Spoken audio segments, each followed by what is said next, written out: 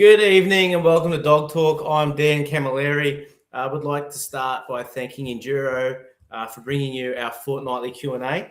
I'm a bit solo today. I'm Stag. Laura's a bit crook, so hopefully she's at home resting up.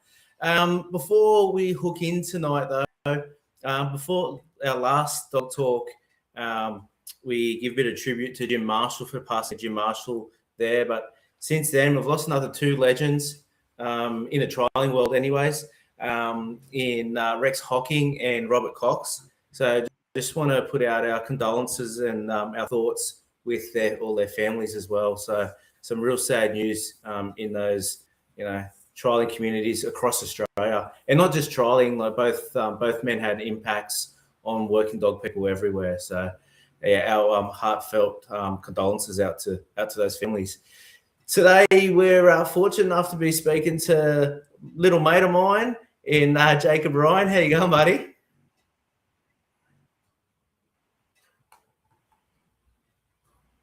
Good. How you going?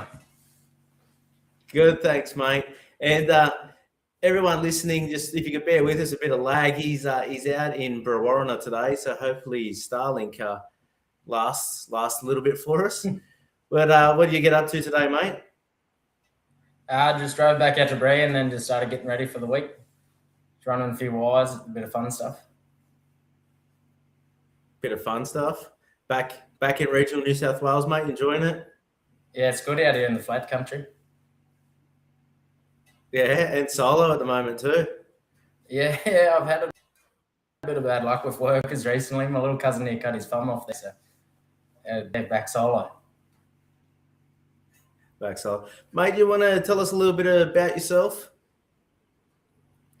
So I'm 26. I grew up in Bathurst, New South Wales, and then sort of had working dogs for as long as I can sort of remember.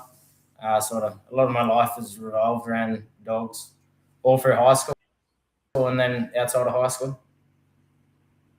Yeah, and where was it? Dogs before horses, or was it horses then dogs for yourself? A bit of both. I started fairly young on horses, and then we had working dogs growing up, just sort of rough sort of ones, and then high school sort of kicked into the horses fairly hard and competed a lot on them, and then broken a lot of horses and sort of had a fair play around with them as well. Yeah, mum and dad still in town there, or still in Bathurst, on the outskirts of Bathurst? Yeah, they've just got a couple of blocks there at Bathurst there, which is pretty good. Keeps them out of trouble. Keeps you out of trouble too? I don't know about that. I've been bush more than I've seen them this year, so yeah, I haven't seen them much. I've only seen them a handful of times this year, or last couple of years I've only seen them a couple of times. Yeah, so went to school in Bathurst? High school in Bathurst, and then went to Stings in Bathurst, and then once I finished school, sort of went contracting for a year, and then I went up north for a season, and then come back, and I did 2 years on a marina on a lamb feedlot place, and then after that, I worked for another family, and they had country sort of spread from sort of Oberon out to Burke, and they sort of had sheep, cattle, and a few goats, and a little bit of cropping, but not a great deal. And then once I finished with them, Central Queensland, and then I've spent the last 2 years up there, just contract, just mustering and sort of a bit of this and a bit of that, and then kicked off with a fencing contracting business in December last year, so I've been flat out doing that ever since. Give a bit of a plug, mate. What do you call it?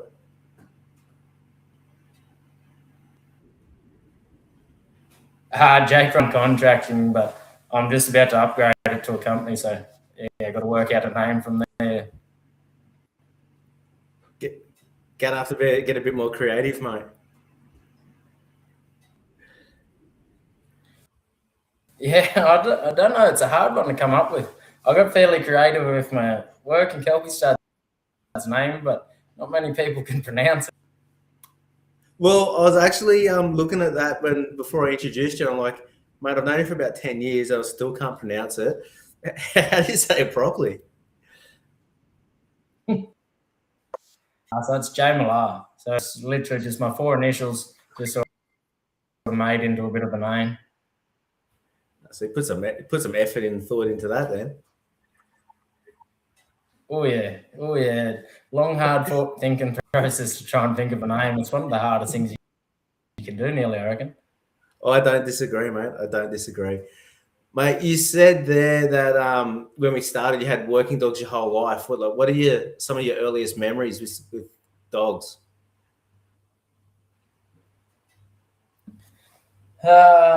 With dogs, I got my first Kelpie as a pup off Chris Stapleton, and I was only sort of preschool sort of age. And yeah, I was at his takeaway shop actually, and he brought it around for me and gave it to me when I was a real little fella. So that's one of my first memories. And then Dad had a couple of sort of half-baked Kelpies that sort of didn't really know too much, and you just point and they sort of went that way and can come back here. And sort of a lot of that as a young age. Yeah. So yeah, a lot of that. And then how did you progress from there, mate? Sort of primary school, just played around with my brother's dog and whatnot, and then my eldest brother, he had like a border collie sort of dog, and he used to do a bit of shed work and whatnot, so just had to play around and just sort of watch him work him and that through primary school and that. And then once I got to high school, I sort of kept bringing dogs home, to be honest. Mum and Dad would say no more dogs, and I'd just keep bringing them home. I sort of didn't really give them an option. And so shearing contractors or whatever would just say, I've got a pup for you if you want it. And I'm like, right, I'd drop it off. So yeah, sort of always got given dogs. And I think through high school, sort of had a bit over 100 dogs through high school. I just sort of get litters of pups and young dogs and whatnot that people were sort of giving away. And then I'd sort of play around with them a bit, get them going a little bit, or get them switched on, and then I'd sell them and just kept upgrading until I had enough money to buy some decent ones. What was it about working with those young dogs that you really enjoyed?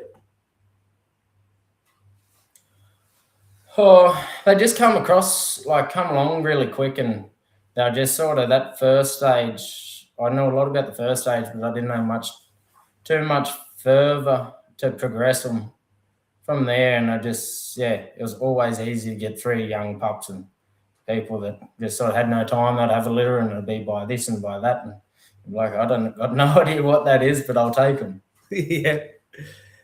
And then as you get going, you mentioned Chris Stapleton there, and obviously in Bathurst, you had so many good hands around you there. Did you have a mentor going up or something that helped shape you? So when I was about 14 or 15 or something, I spent a little bit of time with Chris, sort of learning a fair bit off him. We used to take a lot of cattle to different shows and learned around the area, so I'd always be at dog trials, just watching dog trials, just seeing what I could learn, and just was always infatuated with it. And loved it back then. And then sort of high school, I went to a Gary White dog school, and that was run at Matt Fletcher's place. Sort of from then, sort of Matt Fletcher turned into a big mentor for me, and so did Gary, and then sort of progressed and spent a fair bit of time with Dave Motley too. So those sort of fellas, they're sort of big mentors for me.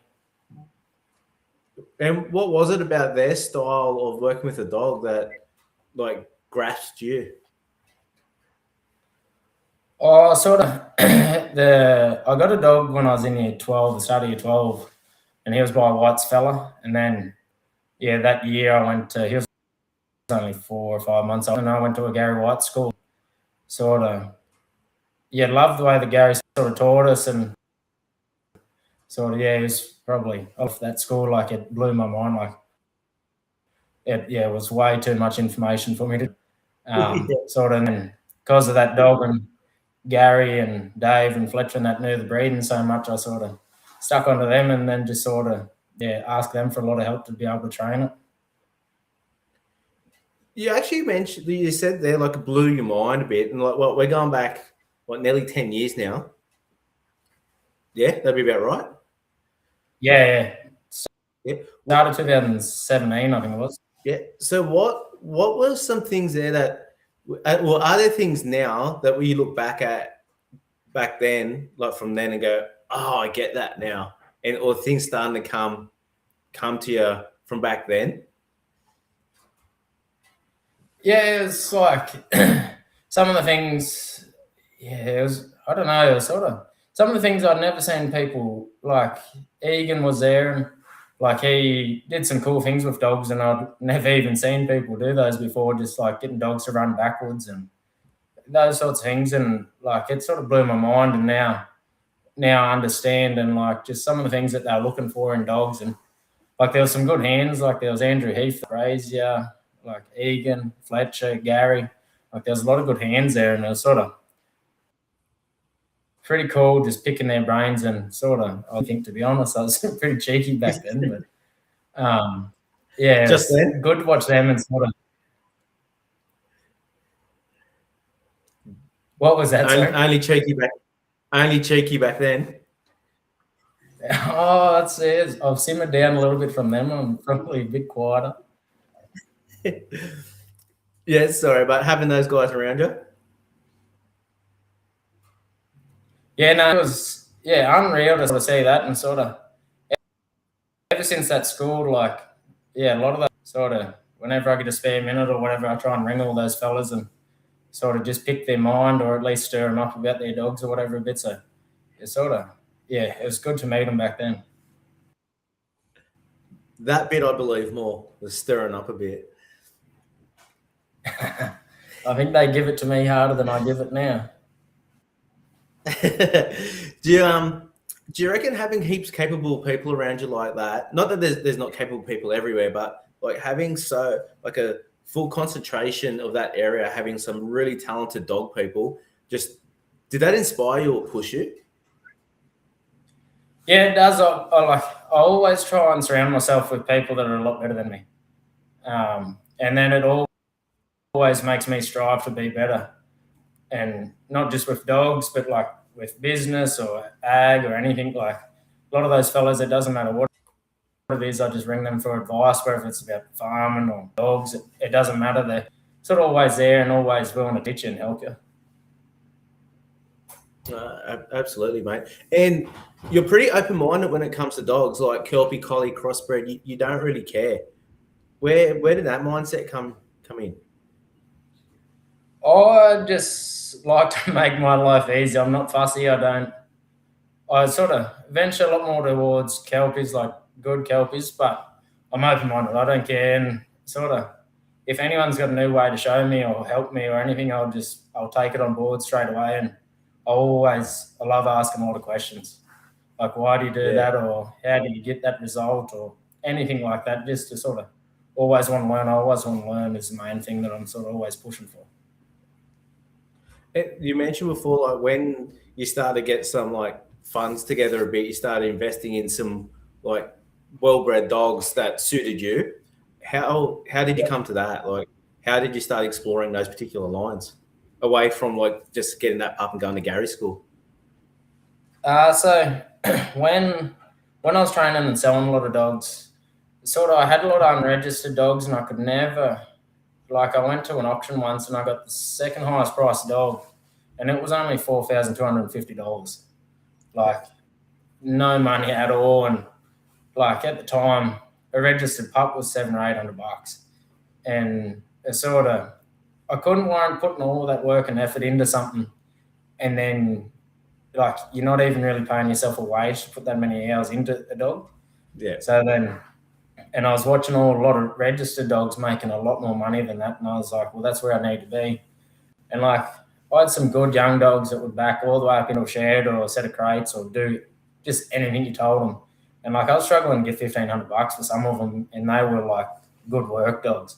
And so I was like, nah, this has got to change. So I had 12 dogs at the time, and every spare minute of school holidays or anything, I'd just go to mates' places and just help out wherever I could and work and that. And then wound up, I sold 12 dogs and then just started. That's when I bought Motley's Ben. Started 2017, and then I just rebuilt from there. Yeah, rightio. That's cool. And when that happened, you were out working then, or what was your work? No, I was still in school. Still at school. Still in school. So then, Yeah, you're right. Yeah, what was that bit, sorry? I was just going to ask, like, then when you actually went into work, did things shift, and if they did, how? So it's probably good that I had Ben when I was still doing year 12. So I got him at the start of year 12, and then he had that 12 months or whatever to mature, and he copped a lot of different training methods, I can tell you that. He taught me more than I could ever imagine, that dog. Like, even to still today, he still teaches me, and he's an arrogant old thing too. Actually, that's a good point. Like, someone that went out and spent time with so many different people, and you mentioned like so many different training methods. How did you start to build your own kind of program? To be honest, I'm still working on it. Every dog it's completely different to the one that I started prior. Each dog teaches me something new, and I've started to get a little bit of an idea how I'll just continuously training dogs, but every dog is completely different, from Kelpie to a Border Collie to a crossbred dog to back. Like, every one of them teaches me something different, and I got one dog there. He is not the smartest of dogs. He's just a crossbred dog, but he teaches me something new every time I work him, and he annoys the hell out of me, but he's actually, like, he'll come in on stock and cows and calves or whatever, and if they're turning around fighting, he just comes in and he's pouncing side to side, and then he just comes in and just hits them on the nose or the front foot, and just nothing, not much eye to him, and nothing really ever seems to face up to him unless the other dogs with a bit of eye there are sort of standing back a bit, and they sort of just don't like him at all. Yeah, right. Yeah. Actually, while we're touching on that stuff, do you want to talk a bit about your current team of dogs? There's not many left. I've been selling a fair few. Like, I sold a fair few when I went to Queensland.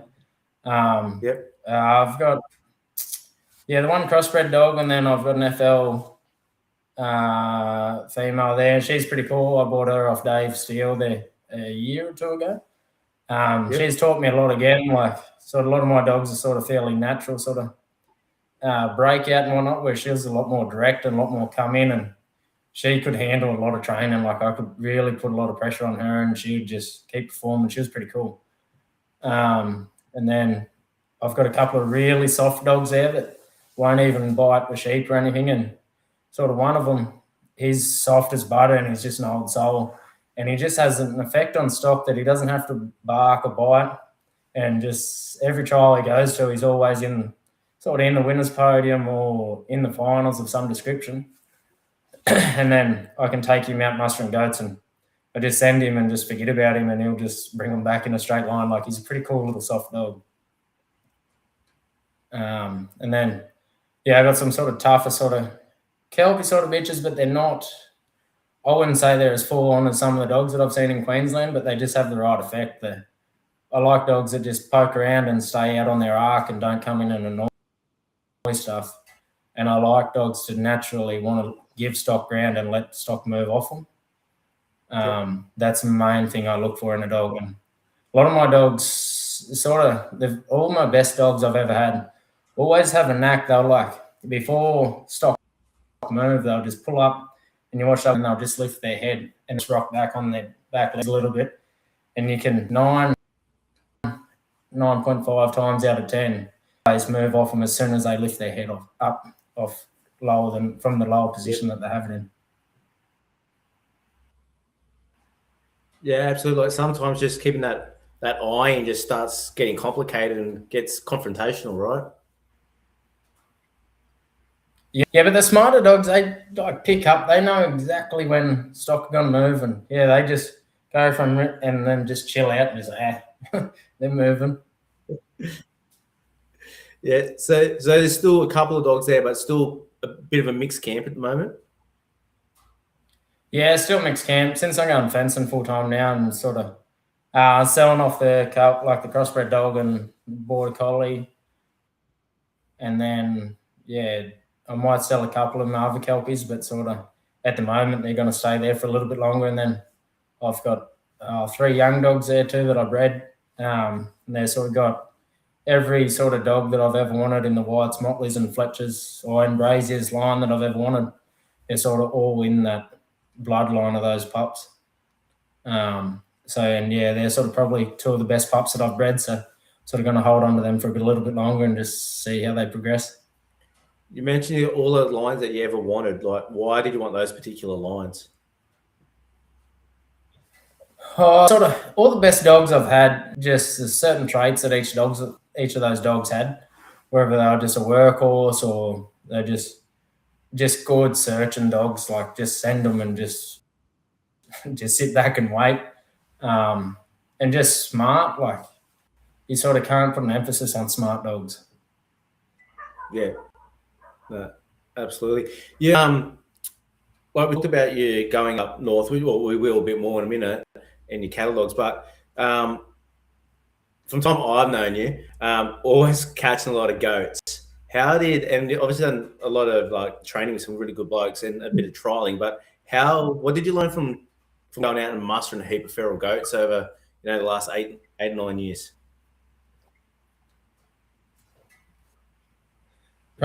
It helped me a lot with three-shin utility trials, I reckon.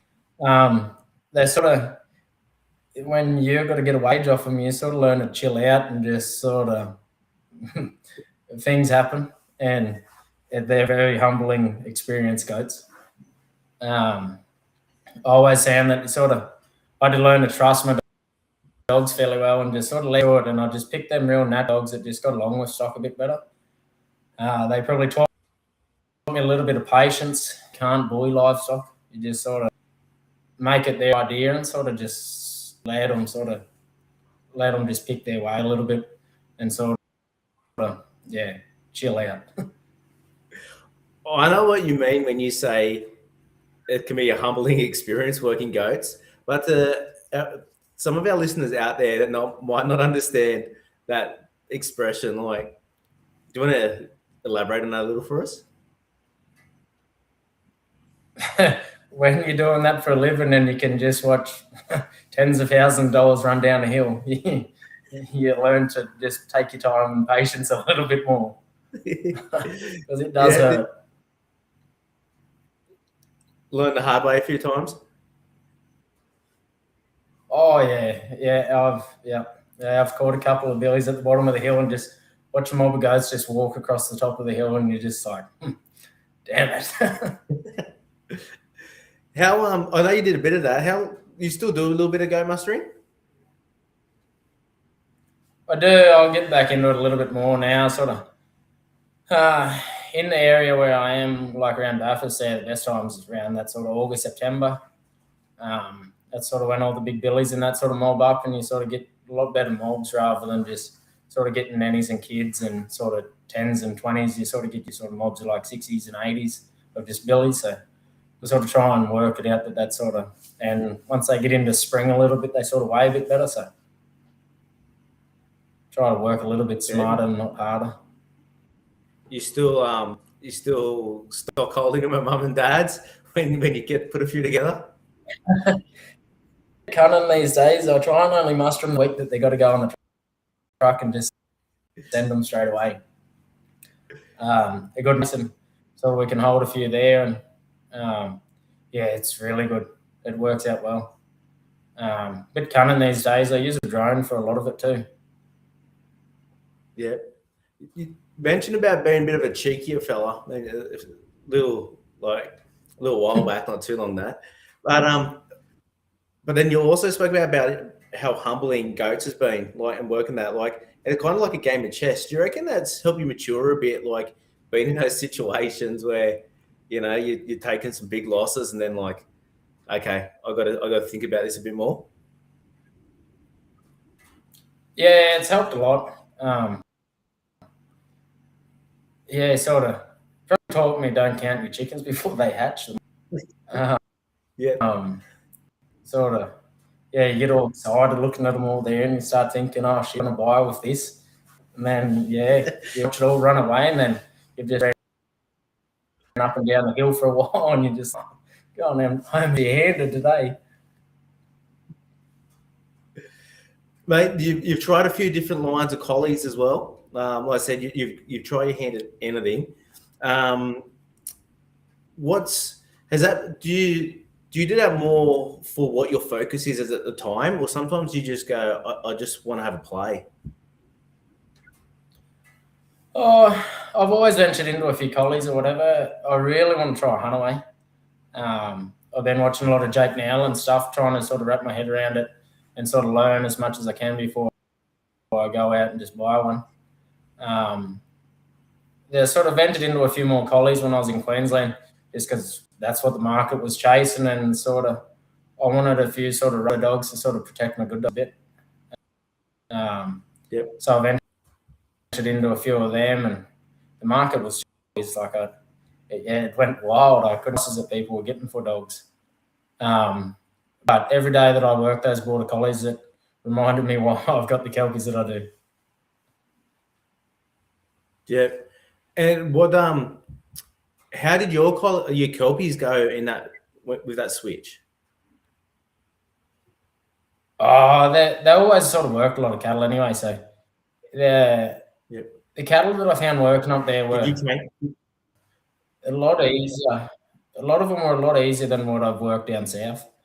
I found with a lot of dingoes and that, a lot of your sort of younger sort of cattle would sort of, you send the dog around with a bit of eye, they sort of drew onto the dog a bit, so you could sort of pull them up a bit quicker from running into creeks and those sorts of different things. And the cattle were real inquisitive up there, so they'd sort of march up to your dog and sort of have a bit of a sniff and whatnot, and it always gave your dogs a bit of a chance to sort of give them a bit of a hit and sort of say, oh, you back off a little bit. Like, sort of took a little bit to begin with, but having that bit of bark sort of helped a lot too.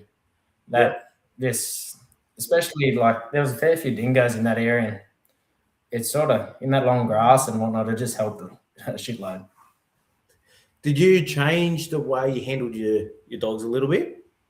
Or you didn't really have to? No, not at all. I probably made my dog shoulder a little bit more just to not take the head off some running stock, just to sort of steer them back to where they sort of had to get back on track or whatever. But if they were a bit runny, but a lot of the time, I just sort of let my dogs just do it naturally, and sort of they know where they're supposed to be, and they got the right effect on stock, and they sort of get out fairly wide and sort of get into their spots and sort of present themselves to stock before they come in and bite or anything. So I found the cattle were always a lot quieter, whereas a few of the border collies that I had I'd come up and just hit them probably a little bit too hard, and you could sort of take the lead off cattle a little bit, and they wouldn't want to walk out just as well. But I like dogs that just get out and sort of ask the question first before they sort of have to put their presence into it. What's the appeal of a Hunaway? Well, I think because I've just worked in so many hills, and just some of the creeks up in Queensland are sort of fairly thick and they're sort of open on the outside of them. So my dogs always sort of drift around trying to bring stock back to me if I try and send them into that sort of stuff. And sort of when you're working with so many people that I was working with up there, you sort of had to be in the positions where a lot of buggies and that would be mustering. So sort of a lot of it would just be driving from behind until you get into a bit of a laneway or into a section where you did need to lead them out. So sort of just get the Hunaway to get in behind and sort of just blow stuff out of the creeks and whatnot. Yeah. And do you actually, I really like the idea, because that's another thing, like we don't really see like many Hunaways working cattle either, right? Like, no, we see videos of a lot of dogs get crucified in Queensland if they have bark. But you found it a very useful tool yourself. Yeah, well, sort of every time I handle stock, I try and educate them in some description of way. So when I go around mustering, I use my dogs on the back like a Hunaway. I just get them barking, and they soon work out when they're being mustered and when they're just being checked. So if they hear a bark, I just want cattle to start and sort of drift out of wherever they are into a mob. And like a lot of the places that I worked on, their cattle were really good. So it's sort of, they just knew that if they're being mustered, they had their certain ways that they had to go. So you just help them sort of start on their way, like a lot of Lakina and that. Like just sort of make a little bit of noise, and they sort of start at the back and they sort of start poking down to the other end, and it sort of made it a lot easier rather than riding up and down through Lakina. And it's pretty hard on everything, that stuff. Yeah, right. How did you go about starting young dogs when you were doing that? I found cattle really hard. I didn't have any sheep or anything, so I started a couple of young dogs on cattle. And the cattle where I was, they are the quietest cattle you'll ever see. Like, they Educated pretty well. They're very quiet.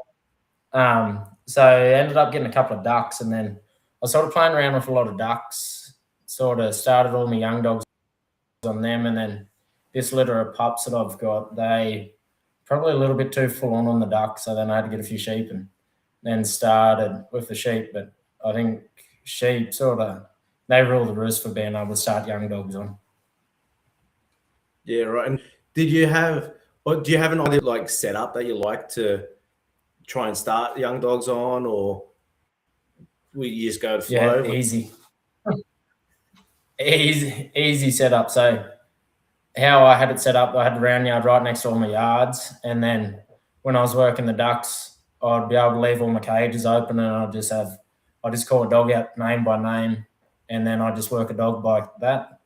And then I made a bit of a table in a yard, so then I just sit all my dogs on that table, and then I'd make them all sit there while I worked each individual dog. And I just call them off by name, so the same as when I go to work, just put them all on the back of the buggy, and then they know by name to which one I want to work at the time. So I was actually doing a show this weekend, the Hawkesbury show, for Friday, Saturday, Sunday, and same thing. I had all my dogs just sitting on a couple of cable drums in the middle of where I was doing my demonstrations. And out of all the cool shit my dogs were doing, the most feedback I got was, I can't believe the dogs are staying there while you're working other dogs. Just like you said then, just calling them off one time, sending them back. I've got my own personal thing, but I think that matures dogs up as well. But why do you like doing that?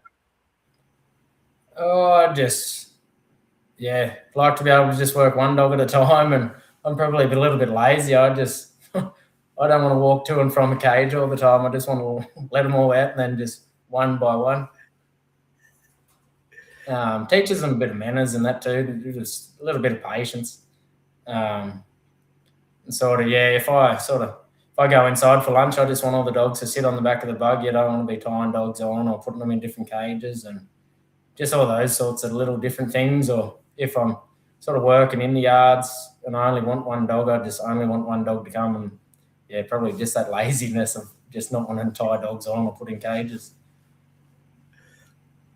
I actually started doing it for the same reason. I was just like, I don't want to be walking backwards and forwards.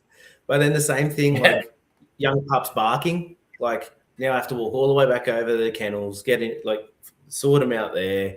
Whereas if I had them there or have them there, I can just get on top of it really quickly, work on their manners. And I honestly believe it just settles them in the mind. Heaps younger. I've got 16-week-old pups there at the moment, and I'll just tether up next to my dogs that are sitting on I've created like this little podium kind of thing, and they're already quiet. 5-month-old dogs learning to park. And I just think it brings them on heaps, matures them up heaps quicker. Oh, definitely. Definitely. There's nothing worse than a dog that's on the chain or in a cage and it's barking. I can't handle it. Yeah. I don't have the patience. Does my head in too. Mate, talking about patience, you're still a young fella, and one thing that I admire about you and always probably haven't told you, is you've worked for other people, but then you're not afraid to go out and contract and have a crack yourself. What gives you that confidence? Probably started from a young age. I never liked being told what to do.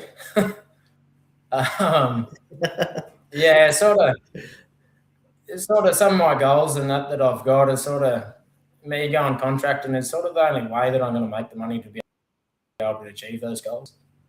So this fencing business, I started it because I was doing a lot in Queensland, and sort of everyone said to me, "Do you do fencing?" Like, and they said that people return phone calls. They could never get anyone to go fencing or anything. And I was like, at the time, I work, but it was sort of hit and miss. Like, you'd go stages, there'd be heaps of it, and then they'd be thinking about it, and I just worked out price, and I just said, oh, may as well have a crack. I got nothing. And I bought a Bobcat, and I always wanted one, and I found machines that you can buy. So I sort of went out on a limb and bought the best one that I could buy and find. So yeah, bought one or whatever, and then I haven't looked back since. Like, it's amazing how much work there is for people if you actually want to have a crack. I admire that quality about you, mate. It's really cool.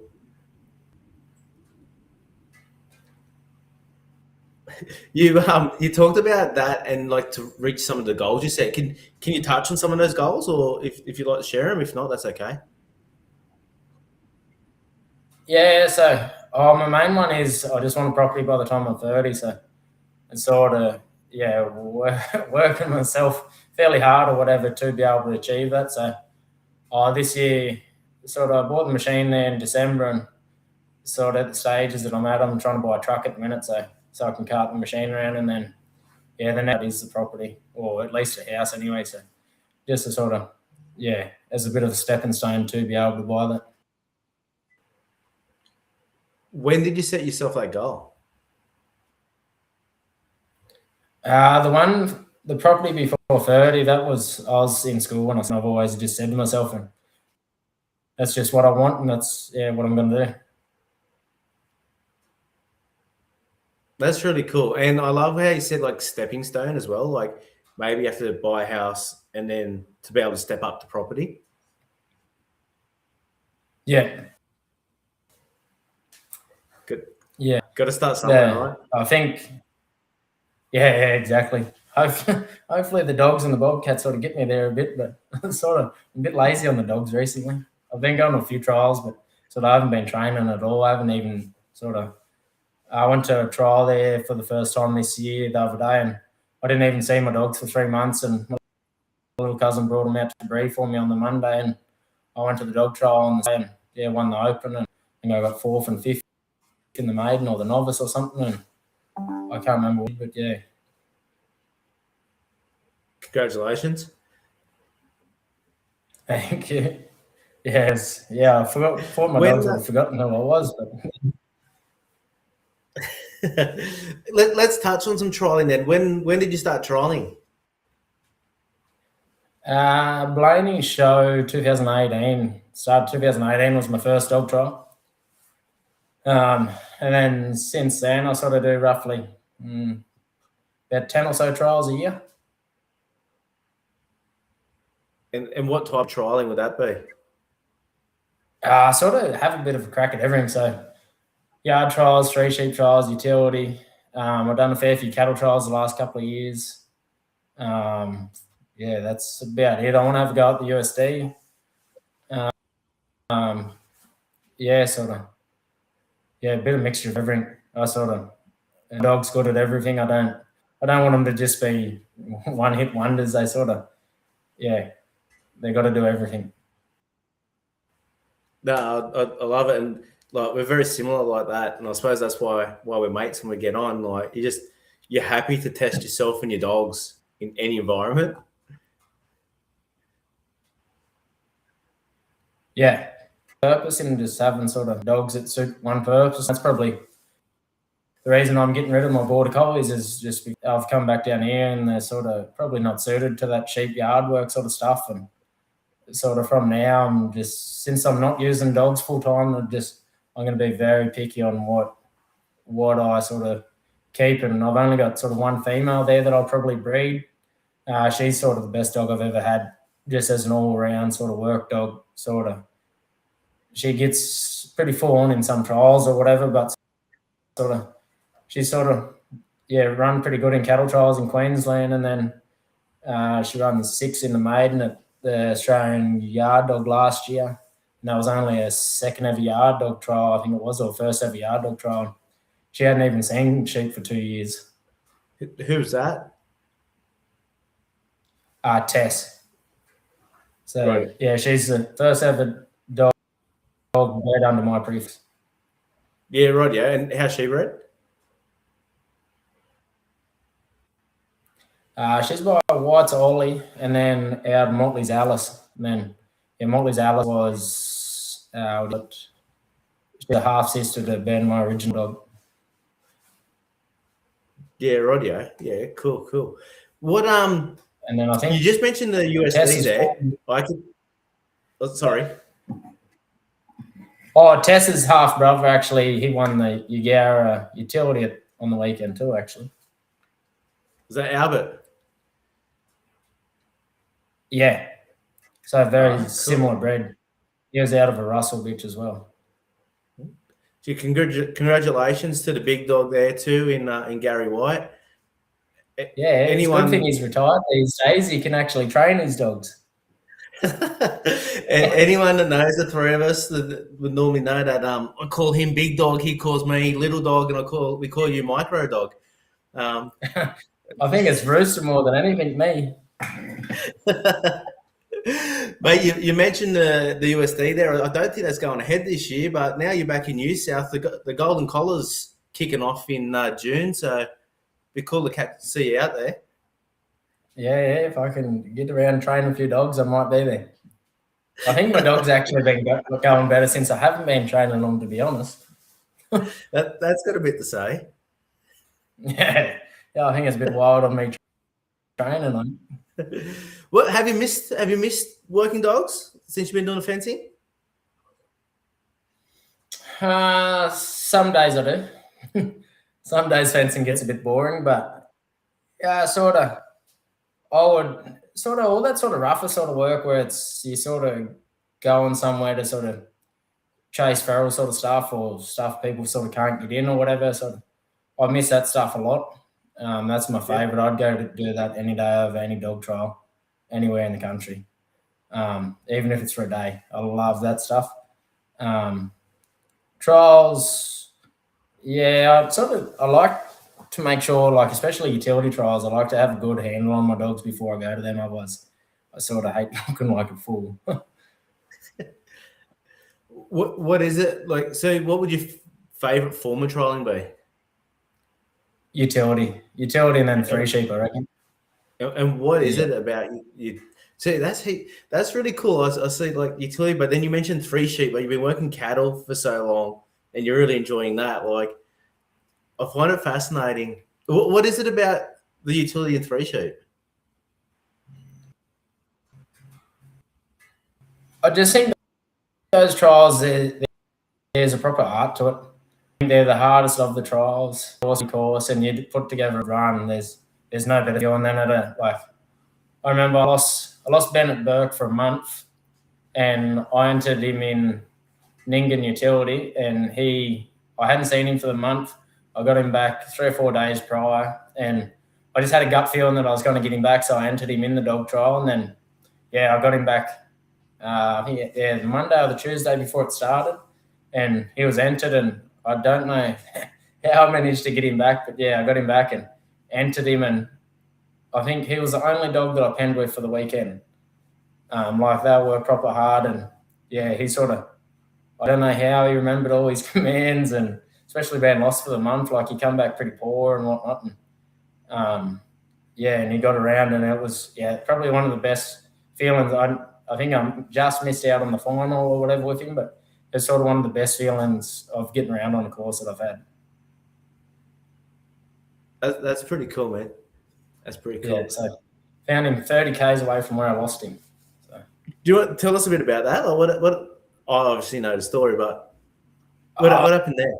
So typical young fella taking my work dogs pigging and sort of sent him into the scrub, and he sort of all the other dogs come back out and he didn't, and sort of the next sort of looking for him, and every fence that I come to I found where he just held a mob of goats, sort of trying to work them back to where I was, and you just see his footprints just on the edge of them, just holding them there, and then I followed him out to the main road, and he turned left instead of going right house, and lost him for a month, and following me at about 2 o'clock in the morning. I had a weird feeling, and I woke up, and then my phone just started, and then he said, "Oh, what colour collar dog wearing?" And I said, and he said, "Oh, I found him." And I said, "Oh, where'd you find him?" And he said, and I was like, "Holy shit, that was a long way from where I lost him." How was that moment when you got him back?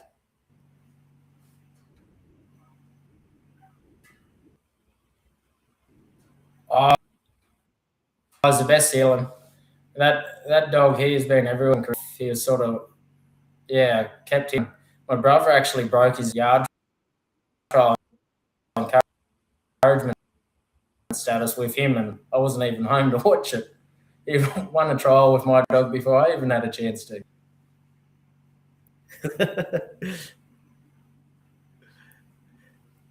Is there anything you'd like to see in your line of dogs? Yeah, no, it's good feeling. Oh, sorry. What was that bit, sorry? Sorry, mate. I just lost you for a moment there, but I grabbed the gist that you said it was just like such a cool feeling of getting your best mate back, because it is one that you had for a long time and went through a lot with. Yeah. Well, that year that I turned 18, he went to nearly every 18th that I think I nearly went to. He was he was my little mascot. He'd come everywhere with me. Wow, that's really cool. Is there anything you'd like to? Well, I know your focus isn't your dogs right now, but is there something you'd like to put into your line, or have you got a vision for where you'd like your line to go? Sort of. Yeah, a little bit. I've just about got it at the minute of where I see it going. Like, there's two pups. They're pretty nice. They sort of got a lot of shape. Sort of stay out off their stock fairly well, and then they pick their spot really nice, and they come in. And when they do come in, they mean business. So, sort of see how they go taking commands once I do start putting commands on them. But sort of, they're sort of what I'm after. Probably not. Yeah, no, I reckon they're probably where I want it. Sort of, just a lot of heart, a lot of style, and sort of that shape. And can't put enough emphasis on just that good sort of shape and distance. How old are they? They were born in June or July last year. So they're not 12 months. It's about 9, 10 months old. So what are you looking at? Because you mentioned that you haven't put commands on them yet. So what are you looking at, and how are you exposing them to stock at the moment? So in that way, I do a lot of same as what Gary sort of does, and same as Dave, in that they sort of teach them distance to just stay off stock, and they got to be able to read my position of where I want the livestock, and they got to do it all naturally without any commands. So if I want to take the sheep for a walk down the paddock, I want them either on my right or left or somewhere in the vicinity of me, and they've just got to keep them walking straight and just keep good control of them. And once they sort of can work out where I need them to be, and naturally they should learn how to actually work stock and get the right effect on stock before I put commands on them. So when you say learn the work stock, you're talking about the effect and the way, doing as little as possible with as much effect as possible, only doing as much as necessary. Yeah, so I want them just to always be on the edge of the bubble. So if the stock stopped, then that's when I want them to come in for a couple of steps. Then as soon as the livestock move off them, I want them to completely stop. And I don't want them to march in on them. They're allowed to sort of keep that flow, but they're not allowed to come in and bump them and sort of chase them and sort of carry on. Yep. So we said that'd be about 9, 10 months old. So what opportunity have you given those young dogs up till now? Recently, all I've been doing is just taking them to work with me, letting them just hang out, that sort of stuff. Once I get back into them, I'll put a body stop on them and sort of teach them a little bit more. They've probably seen sheep about 15 times or something. These last sort of 4 or 5 months have been a bit slack. But sort of that line of dogs, they sort of need a little bit of sort of left alone for a while too. They just work so much better, and they got all the natural ability in them. You sort of just let them mature in the mind so that they can take the control. And then they just progress so much quicker once you just leave them alone for that little bit. So you're just taking them fencing and just letting them be, no more 18ths. Not anymore. I think it's pushing on 30. It's coming up soon, but I think it'll be a bit wild if I rocked up to one with one. And then you mentioned just body blocks. So, but ultimately, all you're doing is letting them work or just stopping them with your body. Yeah. So I'm big on body pressure. So young dogs like that, whenever they're working, basically got my shoulder on my. A lot of people, when they start training dogs, you watch as soon as there's no pressure on that dog, a lot of the time that their dogs will just start rushing stock, and unless I need to put pressure on a dog, I don't do it at that age. So I should be able to drop my shoulder and sort of twist my body and really ultimately I should be able to lift a shoulder either way, and I should be able to kick ups either way around the livestock. Absolutely. And so how are you going to go to start breaking them in to start putting a bit of control on that voice control? I use a fence a lot. With a fence, I sort of let them walk into a point, and then I sort of put my body language sort of face my body the way that I want them to go away from, and you stay in between them a lot so I can direct them either side, just so I can keep that natural arc and making sure that they're kicking out each time that they turn.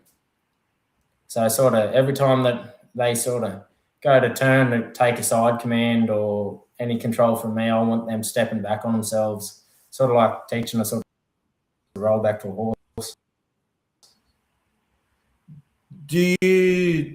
Interesting you say that. I didn't even know what a leg aid was until like a few years ago when riding a horse. Do you think? I just thought you just hooked in everything was with your hands and on the reins. And I see that with a lot of people training dogs as well. There's a lot of this happening and that happening. But with yourself using your shoulders and that, do you think that a lot of that has naturally, like obviously starting young, but progressed from your riding as well? Yeah, a lot of that. And I used with horses, when I'd teach them to lead and whatnot, I sort of them to face up and just about having me following me around yard before I even put a rope on them. So by the time I did put a rope on them, then they already knew to follow me, so they were sort of always easier to teach lead. They sort of come to you as reassurance rather than sort of trying to get away from you. So you always had a bit of feel with your body and timing and everything with your livestock and your dogs. Yep. You still bucking a few out? No, I don't get on anything unless I can step off it. I don't see any point in getting on a horse that bucks. Are you still breaking a few in? I was always.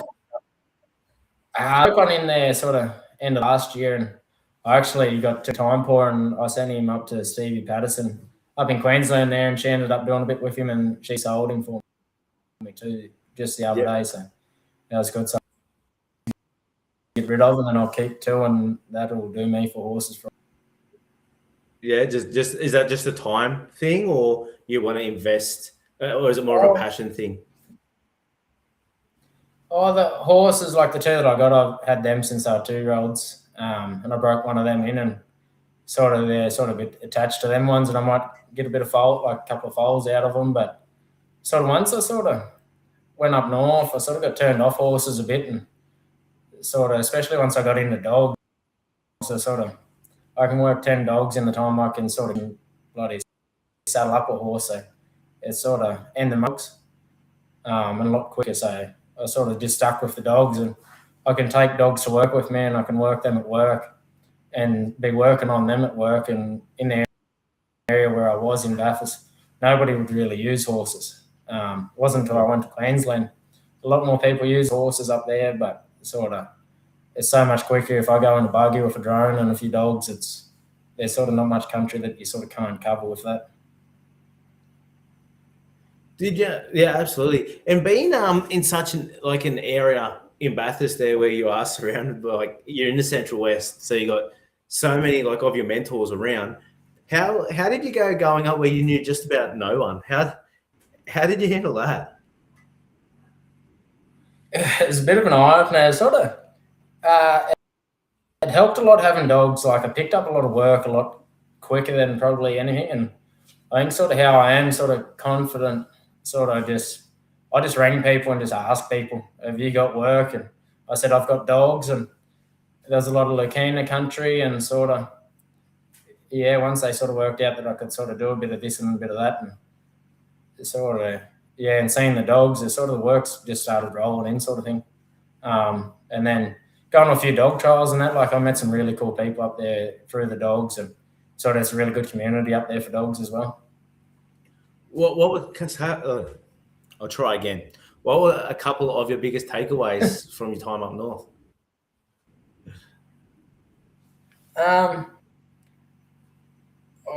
Probably I got a lot more business minded when I went up there. Sort of starting out just completely fresh, not knowing anyone, and sort of working out how to sort of do that and work that a lot more. That, yeah, probably I learned a lot more about data and sort of what goes into breeding bulls and whatnot too, which was pretty cool. Like I worked for some really impressive people up there, and they're sort of big leaders in sort of everything that they do, and sort of grateful because I'd ask them so many questions and they would just keep firing answers back at me. So I was, yeah, really grateful to work for some of the people that I did up there. Did they ever take earmuffs to work? Earmuffs. I think I'd just probably walk away. For you just yabbering all the time?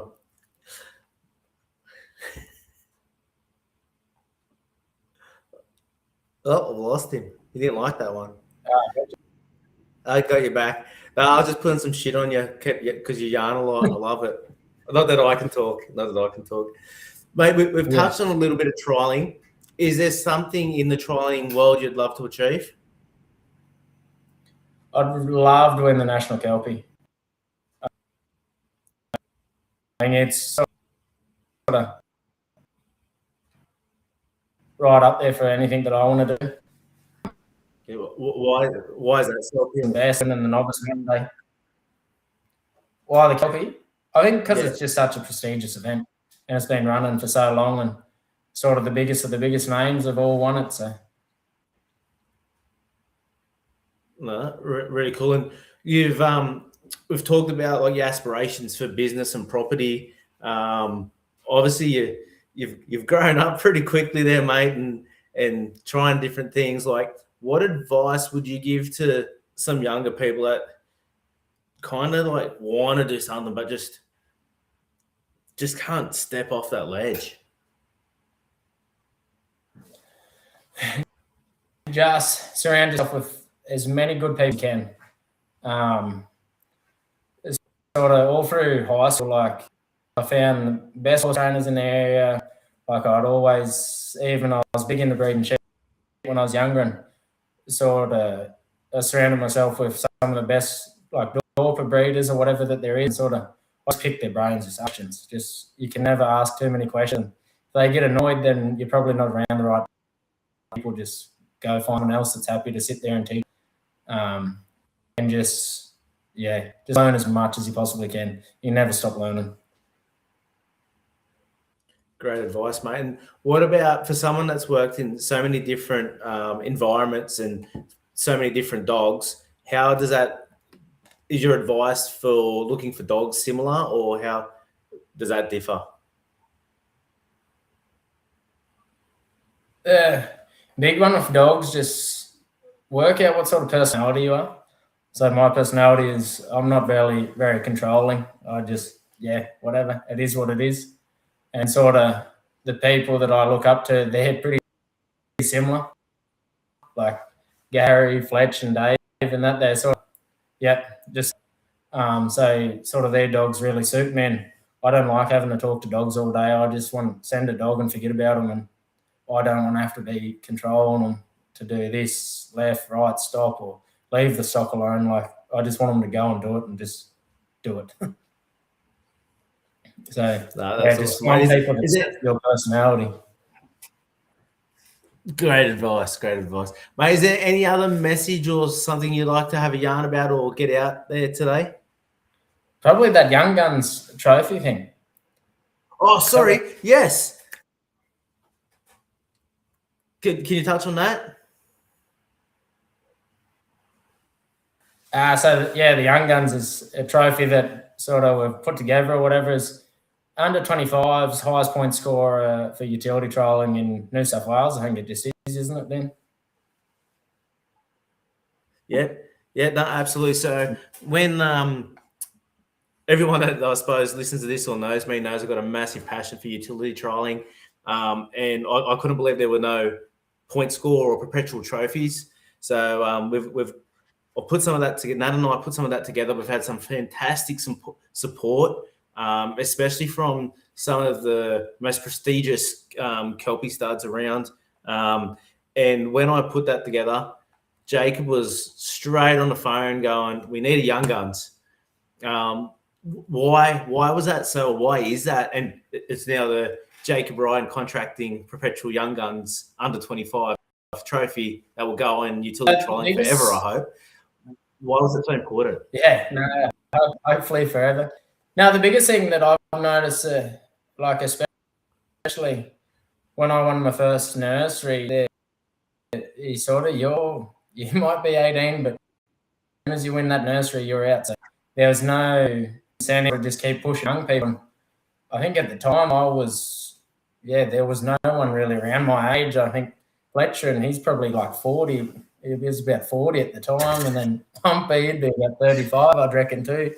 They'll hate me for saying that, but there was nobody young that was kicking around at those trials. Like, I sort of missed out on that gap where all you fellas were all sort of similar sort of ages or whatever, and there was nobody, no real big incentive, and it was just what's something you look forward to if you just can't compete with fellas that have been doing it for 30, 40 or more years? Might have to put another one for under 50s as well, just to keep young fellas like me in the game. You're nearly anyway then. No, not quite yet, mate. Still another 6 to go. But no, I love that you do that, and I can see that as well. Like, and there are, well, you've been away for a little bit up in Queensland. It's great to see that there have been some young people like getting into it again. Like late teens, early 20s, like getting around to utility trials. And having like putting themselves out there, and it's, I suppose you can feel pretty naked out there sometimes as well. Like you're pretty exposed, right? Like it takes a bit of courage, and especially for younger.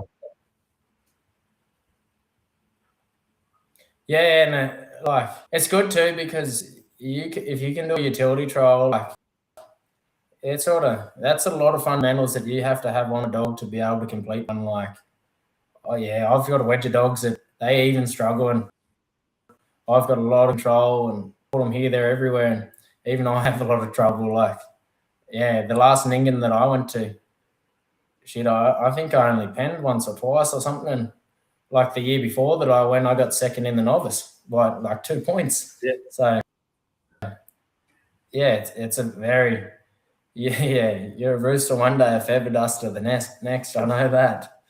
Very lonely at the peg when it's not going your way, right? Oh yeah, I think I had a couple of young dogs in there, and I think I had 3 or 4 just missed out on the top 20, or I had a couple in the top 20 of the novice or something, and then I had a couple of young dogs that just their ears went as soon as I sent them. They just they crossed me straight up. Yeah. Ningen wasn't too memorable for me last year either. Actually, that year you come second. That was with I remember it was 2, I think. Mate, the Jay crossed me the same way twice, and then I took him out. I was at Dave's, and the next morning I just walked into the paddock and sent him out, and he just hit the fence, went right around. I'm like, how come you couldn't do this yesterday, mate? Like you said, rooster one day, feather duster the next. That was actually Spider, wasn't it? The collie that you done well with that year.